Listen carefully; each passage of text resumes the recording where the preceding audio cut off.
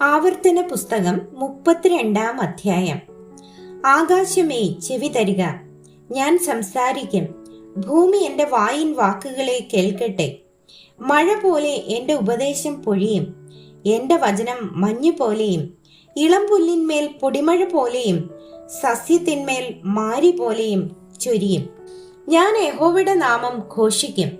നമ്മുടെ ദൈവത്തിന് മഹത്വം കൊടുപ്പിൻ. അവൻ പാറ, അവന്റെ പ്രവൃത്തി അത്യുത്തമം, അവന്റെ വഴികളൊക്കെയും ന്യായം. അവൻ വിശ്വസ്തതയുള്ള ദൈവം, വ്യാജമില്ലാത്തവൻ, നീതിയും നേരുമുള്ളവൻ തന്നെ. അവർ അവനോട് വഷളത്വം കാണിച്ചു.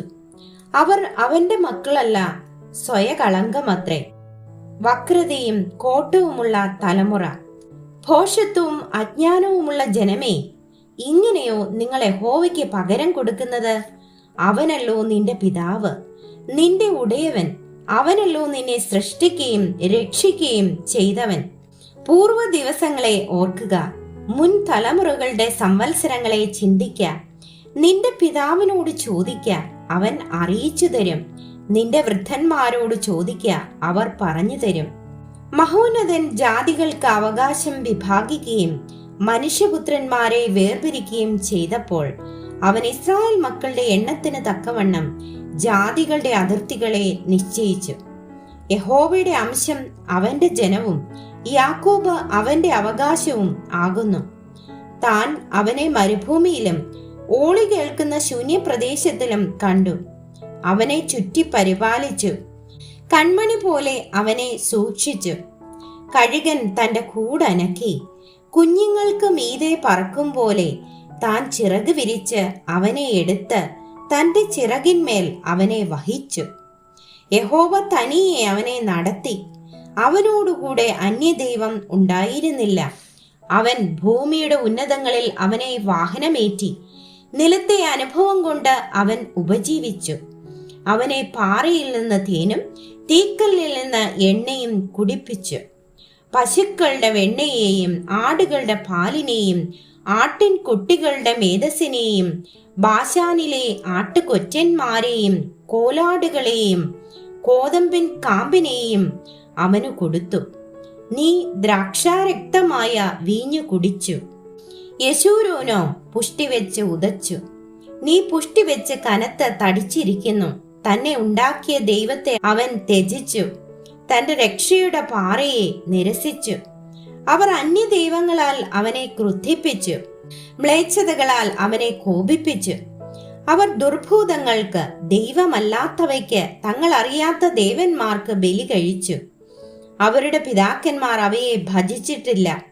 അവ നൂതനമായി ഉത്ഭവിച്ച നവീന മൂർത്തികൾ അത്രേ. നിന്നെ ജനിപ്പിച്ച പാറയെ നീ വിസ്മരിച്ച് നിന്നെ ഉൽപ്പാദിപ്പിച്ച ദൈവത്തെ മറന്നു കളഞ്ഞു.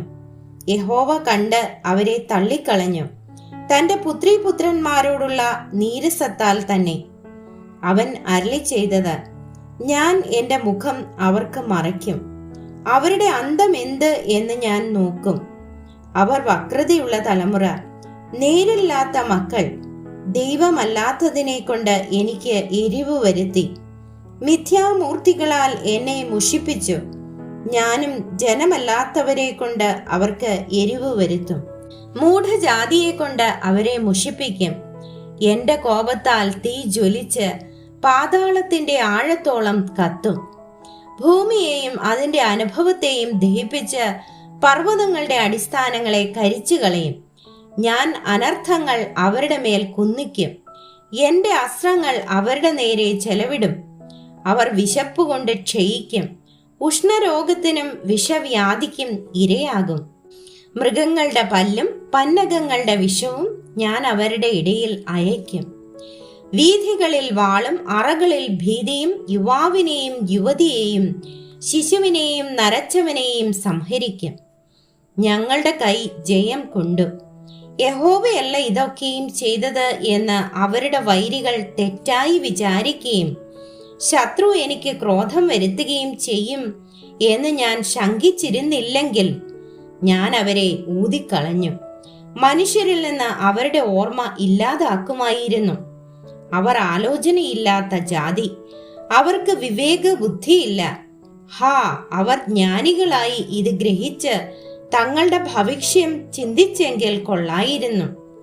അവരുടെ പാറ അവരെ വിറ്റുകളയുകയും യഹോവ അവരെ ഏൽപ്പിച്ചു കൊടുക്കുകയും ചെയ്തിട്ടല്ലാതെ ഒരുവൻ 1000 പേരെ പിന്തുടരുന്നതും 10,000 പേരെ ഓടിക്കുന്നതും എങ്ങനെ? അവരുടെ പാറ നമ്മുടെ പാറ പോലെയല്ല, അതിന് നമ്മുടെ ശത്രുക്കൾ തന്നെ സാക്ഷികൾ. അവരുടെ മുന്തിരിവള്ളി സോദോം വള്ളിയിൽ നിന്നും ഗൊമോറ നിലങ്ങളിൽ നിന്നും ഉള്ളത്. അവരുടെ മുന്തിരിപ്പഴം നഞ്ചും മുന്തിരിക്കുല കയ്പുമാകുന്നു. അവരുടെ വീഞ്ഞ് മഹാസർപ്പത്തിൻ വിഷവും മൂർഖന്റെ കാളകൂടവും ആകുന്നു. ഇതെന്റെ അടുക്കൽ സംഗ്രഹിച്ചും എൻ ഭണ്ഡാരത്തിൽ മുദ്രയിട്ടും ഇരിക്കുന്നില്ലയോ? അവരുടെ കാൽ വഴുതും കാലത്തേക്ക് പ്രതികാരവും പ്രതിഫലവും എന്റെ പക്കലുണ്ട്. അവരുടെ അനർത്ഥ ദിവസം അടുത്തിരിക്കുന്നു. അവർക്ക് ഭവിപ്പാനുള്ളത് ബന്ധപ്പെടുന്നു. യഹോവ തന്റെ ജനത്തെ ന്യായം വിധിക്കും. അവരുടെ ബലം ക്ഷയിച്ചുപോയി. ബദ്ധനും സ്വതന്ത്രനും ഇല്ലാതെയായി കണ്ടിട്ട് അവൻ സ്വദാസന്മാരെ കുറിച്ച് അനുതപിക്കും. അവരുടെ ബലികളുടെ മേധസ് തിന്നുകയും പാനീയ ബലിയുടെ വീഞ്ഞു കുടിക്കുകയും ചെയ്ത ദേവന്മാരും അവർ ആശ്രയിച്ച പാറയും എവിടെ? അവർ എഴുന്നേറ്റ് നിങ്ങളെ സഹായിച്ച് നിങ്ങൾക്ക് ശരണമായിരിക്കട്ടെ എന്ന് അവൻ അരുളി ചെയ്യും. ഞാൻ മാത്രമേയുള്ളൂ, ഞാനല്ലാതെ ദൈവമില്ല എന്ന് ഇപ്പോൾ കണ്ടുകൊള്ളുവിൻ. ഞാൻ കൊല്ലുന്നു, ഞാൻ ജീവിപ്പിക്കുന്നു, ഞാൻ തകർക്കുന്നു, ഞാൻ സൗഖ്യമാക്കുന്നു. എന്റെ കയ്യിൽ നിന്ന് വിടുവിക്കുന്നവൻ ഇല്ല. ഞാൻ ആകാശത്തേക്ക് കൈ ഉയർത്തി സത്യം ചെയ്യുന്നത് നിത്യനായിരിക്കുന്ന എന്നാണ്. എന്റെ മിന്നലാം വാൾ ഞാൻ മൂർച്ചയാക്കി എൻ കൈ ന്യായവിധി തുടങ്ങുമ്പോൾ ഞാൻ ശത്രുക്കളിൽ പ്രതികാരം നടത്തും. എന്നെ ദ്വേഷിക്കുന്നവർക്ക് പകരം വീട്ടും. ഹതന്മാരുടെയും ബദ്ധന്മാരുടെയും രക്തത്താലും ശത്രുനായകന്മാരുടെ ശിരസിൽ നിന്ന് ഒലിക്കുന്നതിനാലും ഞാൻ എന്റെ അസ്ത്രങ്ങളെ ലഹരിപ്പിക്കും. എന്റെ വാൾ മാംസം തിന്നുകയും ചെയ്യും. ജാതികളെ അവന്റെ ജനത്തോടുകൂടെ ഉല്ലസിപ്പിൻ. അവൻ സ്വദാസന്മാരുടെ രക്തത്തിന് പ്രതികാരം ചെയ്യും. തന്റെ ശത്രുക്കളോട് അവൻ പകരം വീട്ടും. തന്റെ ദേശത്തിനും ജനത്തിനും പാപപരിഹാരം വരുത്തും.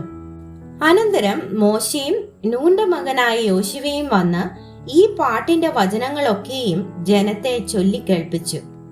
മോശെ ഈ സകല വചനങ്ങളും എല്ലാ ഇസ്രായേലിനോടും സംസാരിച്ചു തീർന്നപ്പോൾ അവൻ അവരോട് പറഞ്ഞത്: ഈ ന്യായപ്രമാണത്തിലെ വചനങ്ങളൊക്കെയും പ്രമാണിച്ച് നടക്കേണ്ടതിന് നിങ്ങൾ നിങ്ങളുടെ മക്കളോട് കൽപ്പിപ്പാൻ തക്കവണ്ണം ഞാൻ ഇന്ന് നിങ്ങൾക്ക് സാക്ഷീകരിക്കുന്ന സകല വചനങ്ങളും മനസ്സിൽ വെച്ചുകൊള്ളുവിൻ. ഇത് നിങ്ങൾക്ക് വ്യർത്ഥ കാര്യമല്ല, നിങ്ങളുടെ ജീവൻ തന്നെ ആകുന്നു. നിങ്ങൾ കൈവശമാക്കേണ്ടതിന് യോർദാൻ കടന്നു ചെല്ലുന്ന ദേശത്ത് നിങ്ങൾക്ക് ഇതിനാൽ ദീർഘായുസ്സുണ്ടാകും. അന്ന് തന്നെ യഹോവ മോശയോട് അരുളിച്ചെയ്തത്: നീ യെരിഹോവിനെതിരെ മോവാബ് ദേശത്തുള്ള ഈ അബാരീം പർവ്വതത്തിൽ നെബോ മലമുകളിൽ കയറി ഞാൻ ഇസ്രായേൽ മക്കൾക്ക് അവകാശമായി കൊടുക്കുന്ന കനാൻ ദേശത്തെ നോക്കി കാണുക. നിന്റെ സഹോദരനായ അഹരോൻ ഹോർ പർവ്വതത്തിൽ വെച്ച് മരിച്ച് തന്റെ ജനത്തോട് ചേർന്നതുപോലെ നീ കയറുന്ന പർവ്വതത്തിൽ വെച്ച് നീയും മരിച്ച് നിന്റെ ജനത്തോട് ചേരും.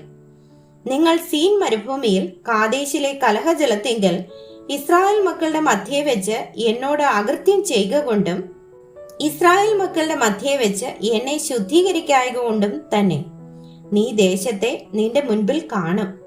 എങ്കിലും ഞാൻ ഇസ്രായേൽ മക്കൾക്ക് കൊടുക്കുന്ന ദേശത്ത് നീ കടക്കിയില്ല.